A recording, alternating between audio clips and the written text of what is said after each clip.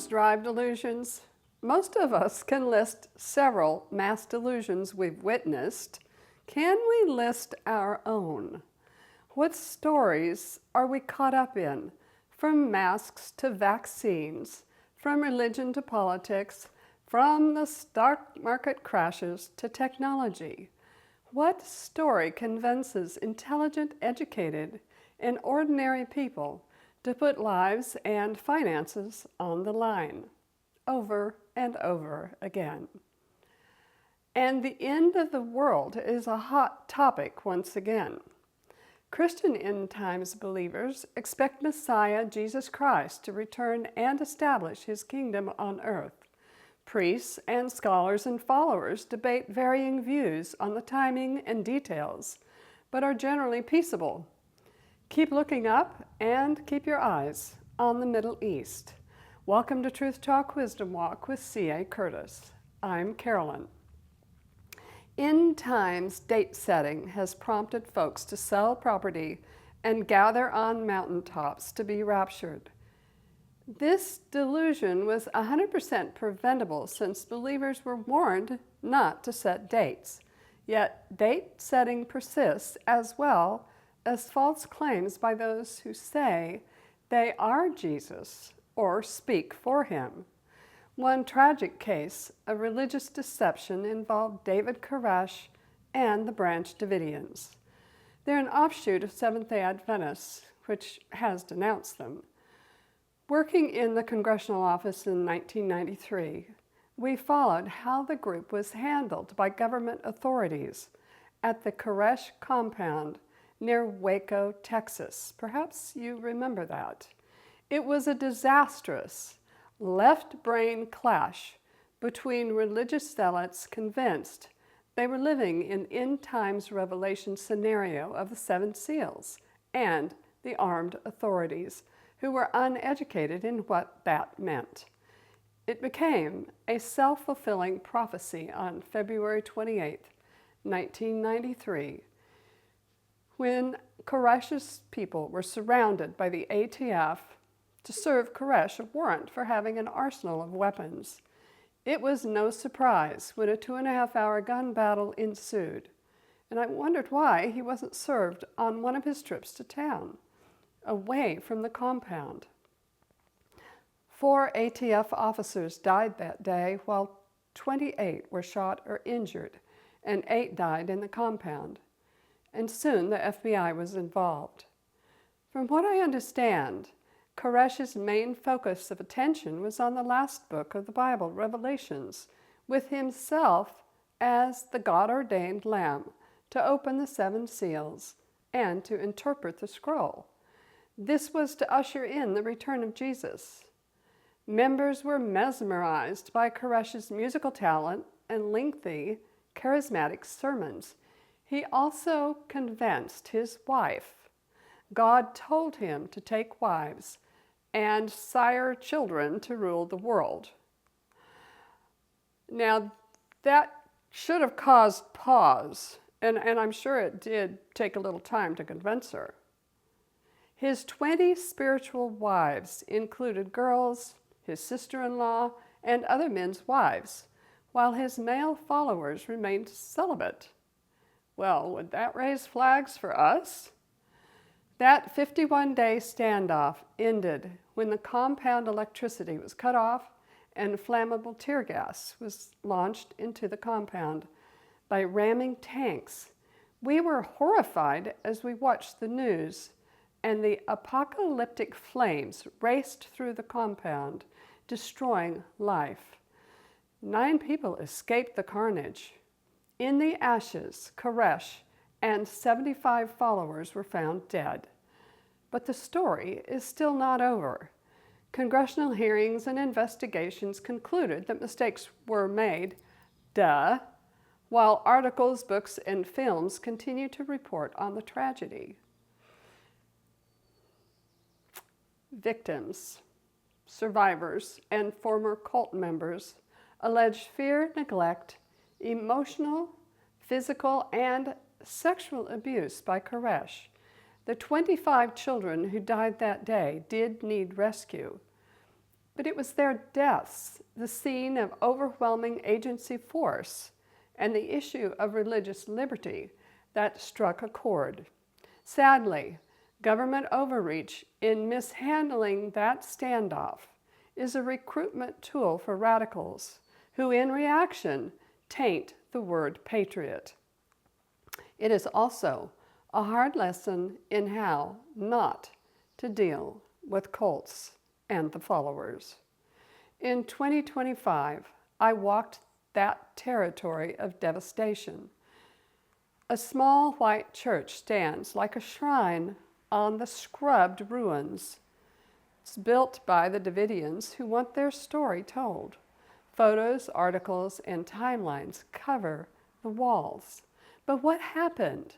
How did Koresh followers bend to his delusions and bow to his authority over them? What do cults have in common? Cult basics are noted on psychologytoday.com. Followers are recruited, love-bombed into believing they're valued and loved. Cult leaders use deception and pressure to draw in and test followers for their loyalty and obedience. Guilt and shame silence questions, while self-censorship and compliance become mandatory for acceptance. Indoctrination sessions feed fear through us versus them division. Outsiders are dangerous. You're isolated from loved ones. You are the enlightened, good ones, while others are beneath you, lost or evil on the dark side. You belong. Special groupthink words frame your ideas, and special actions and rituals claim your behavior until the true you, the truth, is a mere whisper in the dark. You're special, chosen to belong to your tribe, group, new family, and master. You're drawn in, again, isolated, broken down, trained to obey, trained to resist outside pleas and pressures. Once you're vulnerable and dependent, the control tightens around you. Any questions or doubts about the master or the miserable circumstances must be confessed privately and or publicly. Guilt and shame tighten around your soul if you dare complain and fall short of pleasing your master. Followers must not allow a negative thought. You must work and stay busy doing master's will. It is common for normal marital sexual behavior to be forbidden or twisted into base perversions by cult leaders. To belong, you must suppress any insight or wisdom. You must close your eyes to anything you sense, see, and hear that you know is wrong. For a chilling cult documentary series on Netflix, you can see Trust Me, the False Prophet. Christine Marie, a cult psychology expert, and her husband, Tolga Katas, moved to an FLDS community. That's an offshoot of Mormonism. They moved there to help cult followers recover after their prophet, Warren Jeffs, went to prison for child bride pedophilia. Earning trust, they witnessed the takeover by a new cult leader who claims to be the voice of the prophet Warren. He didn't even have to be the voice of Jesus. He just had to be the voice of another prophet. In their unique position, they recorded an inside view of the malignant narcissism of Sam Bateman as he manipulated his way to power. Bateman now serves prison time for taking, using, and sexually abusing 10 child brides. 2 male followers who gave their wives and daughters to Sam joined in the ritual abuse and are now also serving time. This series shows why it is so difficult to hold cult leaders accountable and prosecute them for abuse.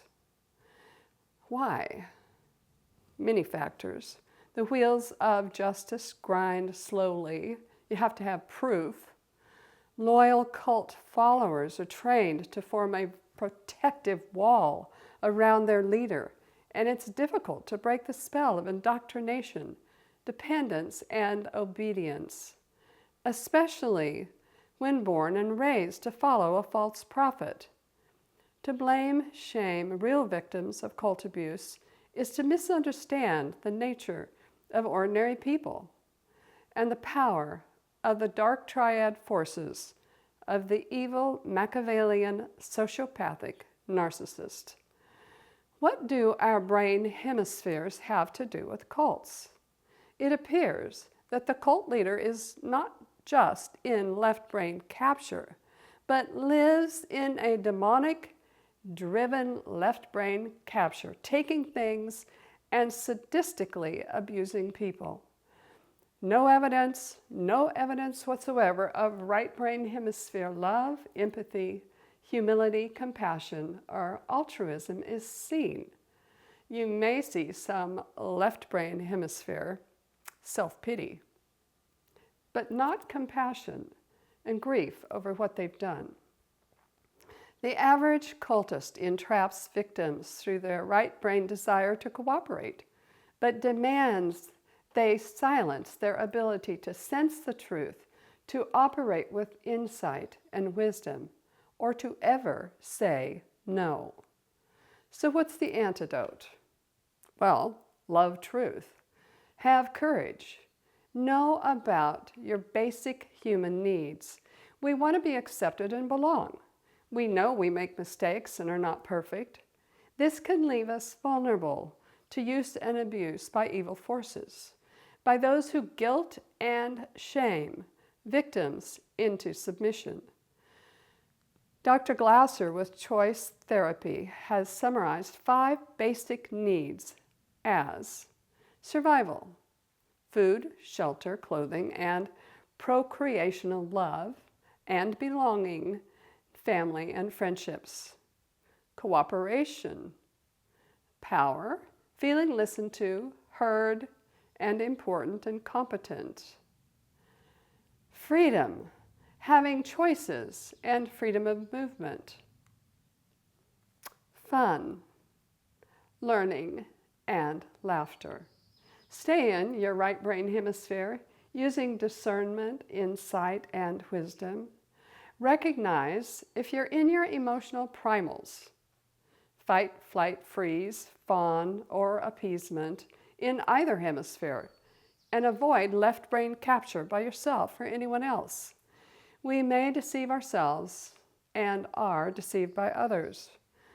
Leaders range from prideful rulers and perpetrators to deadly dictators. Whole countries are under dictators in left hemisphere capture. Followers range from the victims to enablers who stay for the benefits. Cults and pseudo-cults control information, thoughts, behaviors, and emotions, and always exploit followers to various degrees. No human has the right to get between us and our Creator. True Christians have only one mediator, and that is Jesus Christ. Know His voice. No leader, pope, priest, pastor, teacher, mentor, relative, or spouse has the say over our soul. We may choose to value and respect others and be influenced by them, but should we ever worship another mortal? Your time is your life, and what you pay attention to is a moral choice, so choose wisely. It's helpful to recognize ordinary sales techniques and protect yourself from wasting time and money. So here's just a couple lessons in sales techniques which you could easily pick up in Psych 101. A favorite cult hook is a truth statement about people or history, which then sets them as an authority to be trusted with all further statements. Another technique uses the hook, value, expectation, and an early ask, which shifts you from curious free trial mindset to a committed partnership in the program. You pay to play, and they become your life guide. I first noticed this at a 1990s training in how to have an online business, which I never started. I wrote a book instead anyway. And later at a self-help meeting. This classic sales pitch weeds out the uncommitted, secures commitment, and solidifies customers before the first break. Wow, powerful stuff. You just signed up for a $0 to $100 infomercial and you bought a $399 course or a $99,000 timeshare. The meeting may look like this after a truth, hook, icebreakers, value, and expectation pitch. Who's ready to go the next step to reach goals or fulfill your dreams? Most raise their hands. Well, I want that.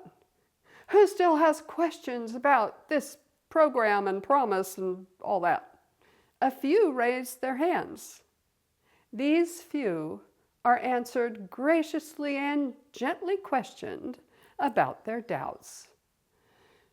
Brief assurances are made about the program value and promises of a better future for you and even your loved ones. The leader then invites those who are not committed now to stand up and leave. Yes, leave. Leave now to be refunded for your initial payment. Doubters leave, perhaps confused, embarrassed, or annoyed by rejection.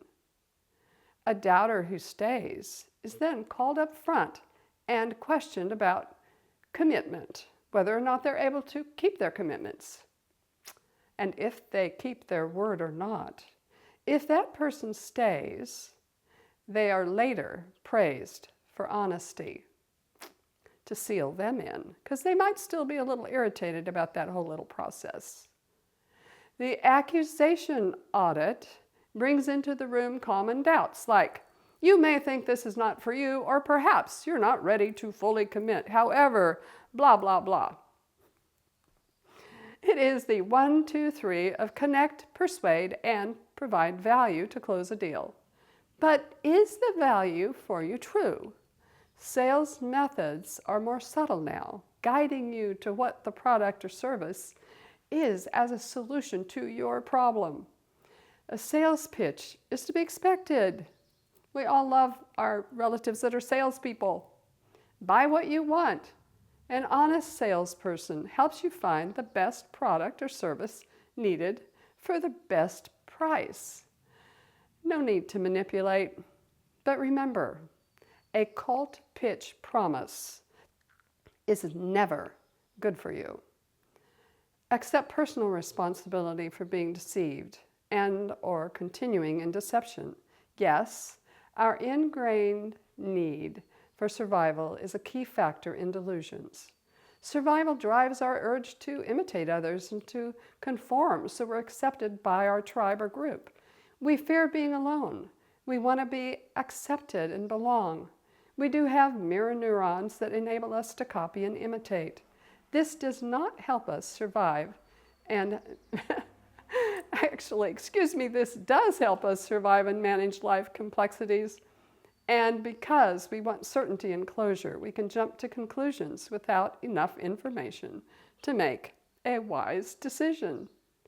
Once we belong to a tribe, we can feel superior to those less enlightened outsiders, and we shut down or silence those who do not fit in with our group norm. But the group norm may be a problem. When you think everyone around you or us agrees with the loudest voice in the room, we need to think again. Does everyone agree, or is their gut also tied in a knot trying to fit in with the group? Fear can silence truth. When we fail to live up to what we know is true, we conform to and spread delusions and illusions that hurt us all.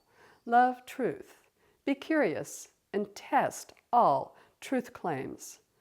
That still, quiet voice nudges us to be authentic with ourselves in reality. When we ignore our conscience, we can rationalize ourselves into left brain deception capture and miss what is true, good, beautiful, and life-giving. If you think you could never be deceived, think again. Be aware. False teachers get between us and our Creator God by distraction, manipulation, and deception. Stay close to God. Wisdom matters and we matter. Encourage one another and do good. Until we meet again.